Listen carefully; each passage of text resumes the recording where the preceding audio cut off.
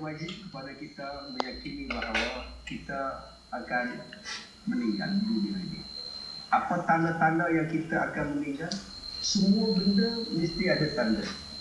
Tak ada satu benda pun yang tak ada tanda, tuan-tuan. Mana ada orang nak bersalin ni? Mana orang tu? Nampak benar ni itu. Semua benda nak kahwin pun ada tunang, Ustaz. Ada inai lagi. Dah malam berinai. Nak mati pun ada tanda. Apa tanda nak mati? Tu kubur kan dah makin ramai. Kubur kan makin ramai dan ahli keluarga kita kan makin sedikit. Itulah tanda bahawa kita juga akan mati. Maka ini satu benda yang kita kena lihat. Persiapan apa yang kita tanya sekarang ini ialah bila aku nak mati? Betul, tanyalah bila aku nak mati. Tetapi yang kita patut tanya ialah apa yang aku buat untuk menghadapi kematian. Bila semua sebut kullu nafsin dha'iqatul maut, semua orang akan mati. Setiap yang bernyawa itu pasti akan merasai mati. Apa persiapannya? Apa persediaannya? Tuan-tuan, ini yang kita nak. Saya sebagai penceramah doktor, sebagai pensyarah ustaz, sebagai penceramah, kita berceramah siang malam. Orang tanya, ustaz bila nak bencin? Bila nak berhenti? Tunggu saya mati. Bila mati baru pencin dalam kubur. Baru makan pencin daripada apa yang diceramahkan. Pencin kubur ini ialah kita dapat imbuhan di dalam kubur. Banyak orang hari ini nak pencin dalam dunia. Nak pencin, mak kata berhenti kerja kilang, kerja dengan kerajaan dapat pencin. Kamu kerja kilang, pencin apa bendanya? Sudah berhenti. Kamu kerja swasta, buat apa kerja government? Ada pencin? Betul. Mak dia fikirkan pencin, bapak dia bagi pencin.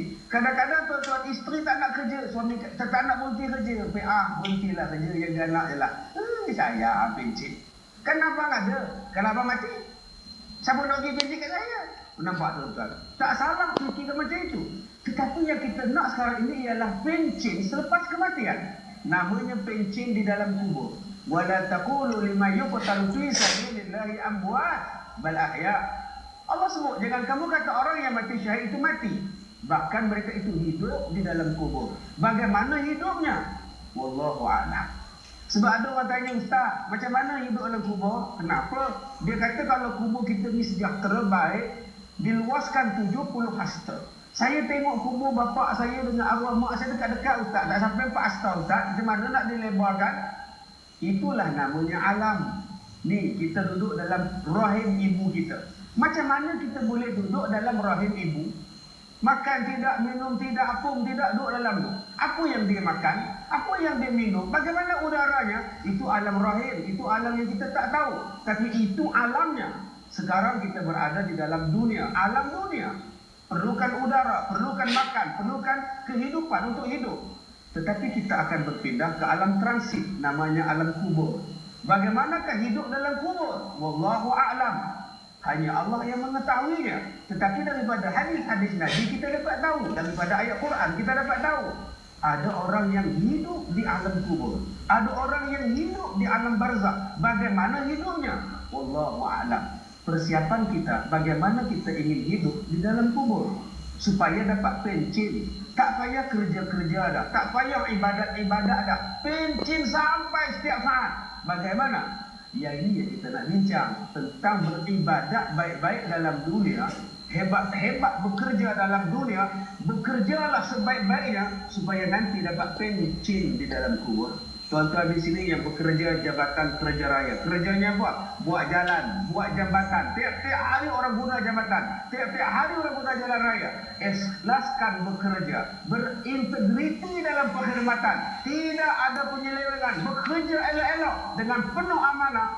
Tuan-tuan dapat amalan berpanjangan. Tiap-tiap kali orang lalu di atas jalan, tiap-tiap kali orang lalu di atas jambatan, kita yang telah berada di alam barzakh dapat imbuhan pencin. Bayangkan tuan-tuan tinggalkan dunia ini dalam keadaan penuh berintegriti. Tuan-tuan tinggalkan bidang pekerjaan tuan-tuan, keluarga kita, masyarakat kita, negara kita. Kita berkhidmat selama 30 tahun. 30 tahun yang penuh dengan ibadat. Maka tuan-tuan jangan fikirkan pencin. Sebab pencin dalam dunia akan habis. Pencin akan dunia mungkin berpindah pada orang lain. Tetapi pencin di dalam kubur, insya-Allah direct kepada kita. Tuan-tuan, dalam dunia kita banyak orang boleh bantu.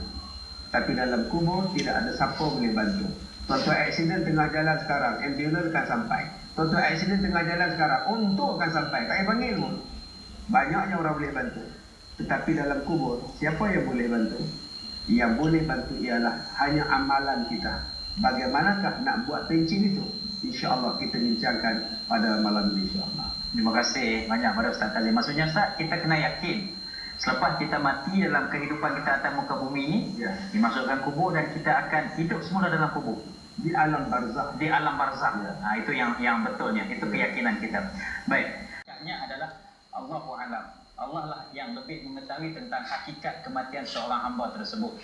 Cuma kita berdoa supaya kita ini dikategorikan di kalangan orang-orang yang disebut oleh para ulama, mati kita itu dianggap sebagai mati husnul khatimah di kalangan orang yang masih hidup, dan kita minta berlindung.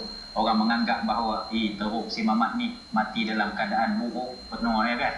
Jadi susah kita tuan-tuan dan puan-puan. Kita akan berhenti rehat sejenak, kembali semula selepas ini dengan perbincangan selanjutnya. Ditanya sana kena ambil exam itu, ambil exam sini, itu integriti, soal itu, soal ini kan. Jadi dah mati pun nak kena tanya lagi kan Ustaz? Macam mana kita nak jawab? Alhamdulillah. Seperti mana kata doktor tadi tuan-tuan, mati adalah pengalaman yang tidak boleh berbicara. Pengalaman lain boleh cakap. Apa benda tu pengalaman kita dalam dunia ini, kita boleh cerita pada orang, kita boleh beritahu. Pengalaman jatuh motor, pengalaman akad nikah 100 kali kita lepas-lepas lagi ijab kabul. Pengalaman macam-macam tuan-tuan, jatuh pokok hutan boleh cakap. Pengalaman pergi Mekah boleh cakap. Tetapi pengalaman merasai mati, tak ada siapa boleh cakap. Takkan ada forum perdana menjemput ahli panel yang dah mati. Ahli panel yang kedua ialah Allah yarham bidik. Boleh dia cerita, sila ceritakan Allah yarham bidik pengalaman mati. Boleh bidik dia cakap. Saya meninggal tahun 78. Tidak ada tuan. Dan tidak ada orang yang mati balik beritahu. Tuan-tuan jangan buat hak. Kita sendiri akan rasa. Tuan-tuan jangan harap kita boleh tahu. Kita sendiri akan merasa ini. Orang lain tak boleh beritahu apa yang dia cakap. Muak kita tak boleh beritahu. Arwah ayah kita tak boleh telefon kita. Mana ada orang telefon 2 malam lepas meninggal? Telefon anak dia. Tak boleh. Oh, mak. Macam mana mak dah kubur?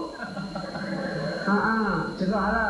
Lapar kubur Alhamdulillah. Susah hati juga kan? Balik tak dah balik, mak? Oh, dah balik. Alhamdulillah. Banyak soalan dia, mak? Oh, tak banyak lah. Okey lah. Mak boleh jawab, mak? Boleh, Alhamdulillah. Masa mak hidup pun, mak dah hafal kan jawapan dia. Mana ada, tuan-tuan? Confirm tak sihat tu, tuan-tuan. Jadi, tuan-tuan, sebab itu Allah Ta'ala dia jadikan sebagai kita sebagai inzar, sebagai peringatan.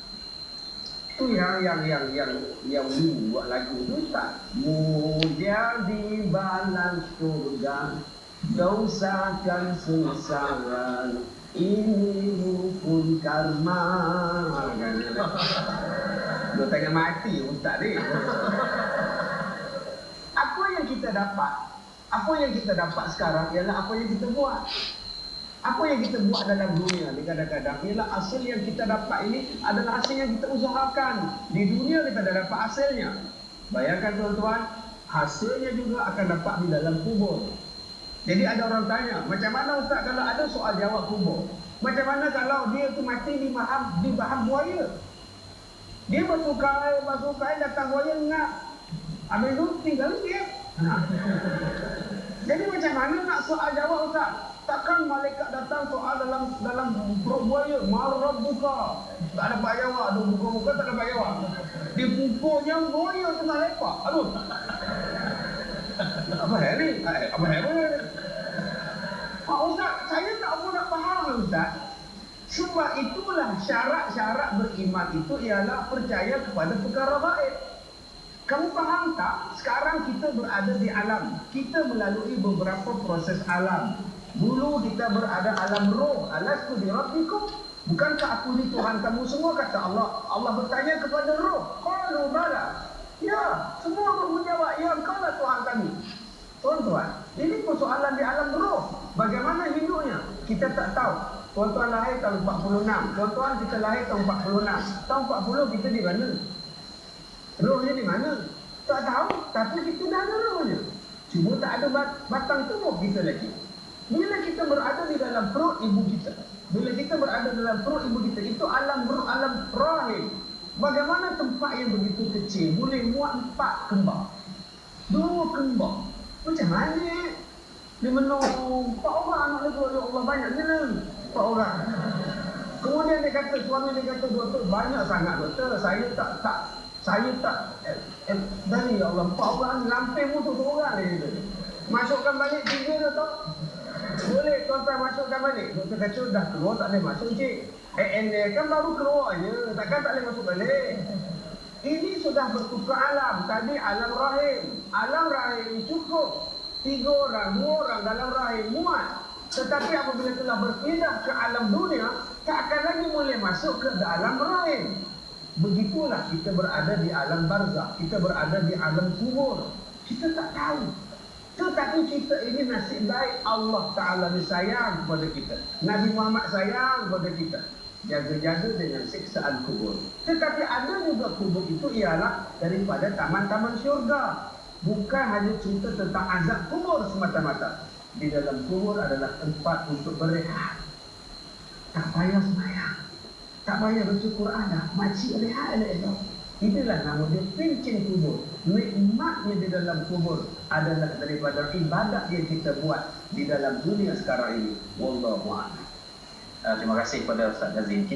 Sebenarnya kita harus percaya, tuan-tuan dan puan-puan, kalau kita hidup dalam atas muka bumi ini, kalau kita bekerja, maka kita bercakap-cakap tentang besok, macam Ustaz Azim sebut, besok kita dah bekerja dengan kerajaan pencen sekian-sekian. Kalau Jusa sekian punya pencen, kalau 54 sekian pencen dia kan, kalau kami sekian pencennya. Itu kalau kita bercakap tentang soal pencen atas pekerjaan kita atas muka bumi ni. Saya nak tanya pada Dr. Ni, kalau kita mati besok, Ustaz ingat saya tidur malam pengantin? Nyambuk kacau. Tuan-tuan dan puan-puan, kita berhenti rehat untuk bagi relax pada Ustaz Kazim dulu. Yang disiarkan oleh JAKIM dan RTM, forum dianjurkan oleh Kementerian Sumber Manusia, Institut Integriti Malaysia dan juga QPAC tentang tajuk pencen kubur yang kita bincangkan pada malam ini. Seperti biasa, forum perdana Ehwal Islam ini tidak sempurna dan kita tidak menjemput penonton-penonton yang hadir pada malam ini. Majoritinya datang pada Putrajaya untuk berkongsi tentang tajuk yang kita bincangkan tentang pencen kubur. Saya dimaklumkan ada 2 penanya pada malam ini. Baik, kita terima penanya yang pertama di mana? Ya, silakan. Saya agak bergaya. Siapa nama tu?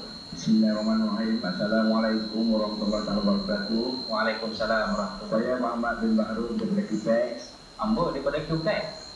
Ya. QPEX ya? Ya, QPEX. QPEX ada juga nak tuntut tentang pencen kubur. Tak ambil itu adalah harga tetap pada keimanan kita. Okey, silakan. Kita sebagai umat Islam, kita wajib beriman kepada Allah SWT. Dan di mana kita akan menempuh kehidupan di alam kubur. Jadi kadang saya berapa lama akan tempoh kita berada di alam kubur nanti.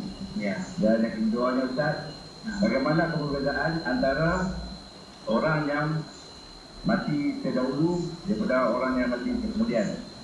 Di sini kita maklum bahawa orang mati terdahulu itu masa dia lebih panjang daripada orang mati kemudian dan kubur. Dia pun penjelasan pada sini. Terima kasih. Terima kasih Tuan Haji. Semua orang akan masuk. Berapa lama dalam dia? Selagi belum kiamat. Tetapi apabila kita berada dalam keadaan yang menyeronokkan dalam kubur, mana kita terasa? Tuan-tuan, dalam dunia kalau kita benda seronok, mana kita terasa? Kalau dah cepat habis, we want more.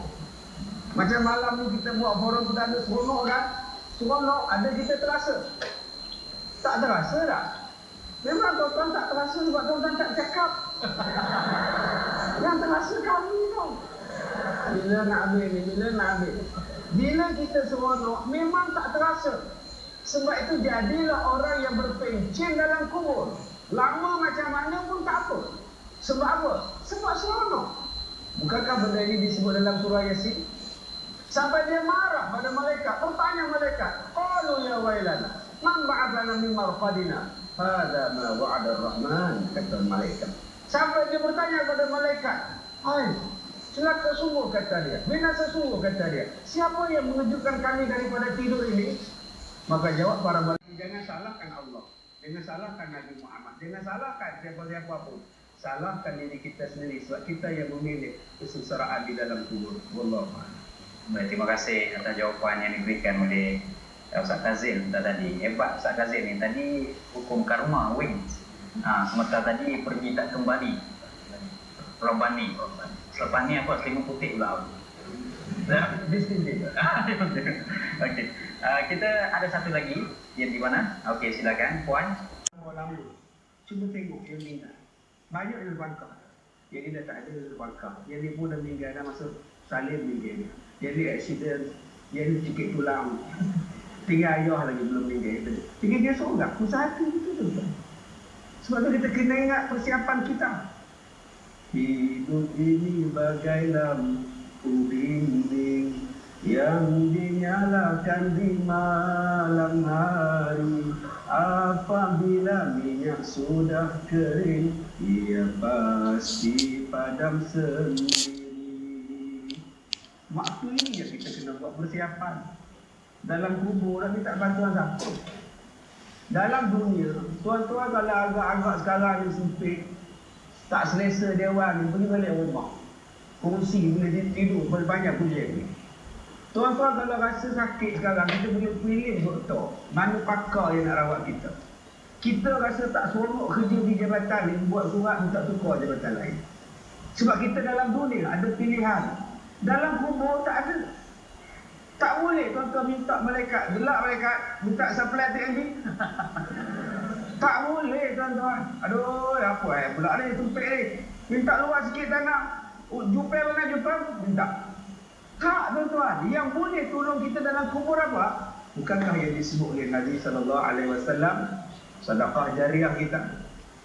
Bukankah Allah sebut dalam Quran, fa'amma man a'ta wattaqa wa saddaqa bil husna fasanuyassiruhu lil yusra.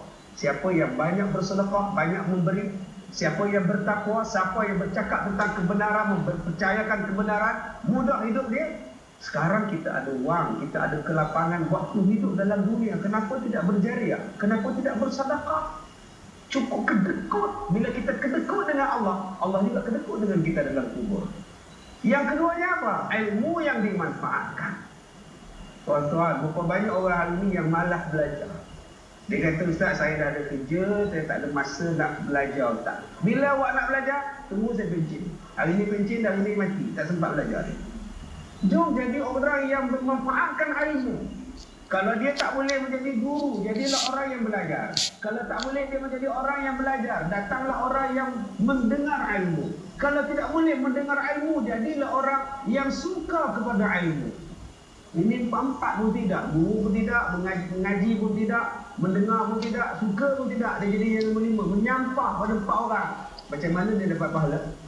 Dan yang terakhirnya ialah harta kita yang paling bernilai. Bukan kereta kita, bukan rumah kita, anak-anak kita. Apa persiapan kita? Soalan yang kita tanya. Bukankah Nabi-Nabi pernah bertanya kepada anak-anak mereka, ma ta'buduna min ba'di? Apa yang kamu akan sembah selepas kematian aku? Ditinggalkan agama, ditinggalkan akhlak, ditinggalkan baik, supaya menjadi anak soleh, solehah yang boleh tolong kita. Jadi ayah-ayah, ibu-ibu, abang-abang, adik-adik, ada kakak terang. Sekarang mak kita dah meninggal, bapak kita pun dah tak ada, saudara mara kita pun tak ada. Dengan amalan-amalan kita lah dihadiahkanlah pahala kepada mereka yang telah kembali ke rahmatullah. Mereka sangat mengharapkan bantuan dari kita. Wallahu a'lam. Maksudnya Ustaz, amalan seorang yang di alam barzah itu dapat ditingkatkan melalui 3 perkara tadi. Ya, sentiasa berpandangan. Sentiasa berpandangan, sedekah jariah, ilmu yang bermanfaat, dan anak-anak soleh yang sentiasa mendoakan tuan-tuan dan perempuan.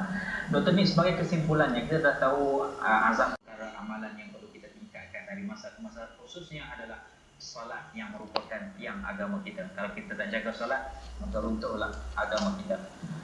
Tuan-tuan dan puan-puan sekalian, terima kasih banyak kepada barisan panelis forum kita. Terima kasih kepada JAKIM, RTM, Kementerian Sumber Manusia, Institut Integriti Malaysia dan juga QPEC yang telah bekerjasama menjayakan forum kita pada malam ini. Sekian sahaja, sehingga kita berjumpa di lain waktu lain ketika. Wabillahi taufiq wal hidayah. Assalamualaikum warahmatullahi wabarakatuh.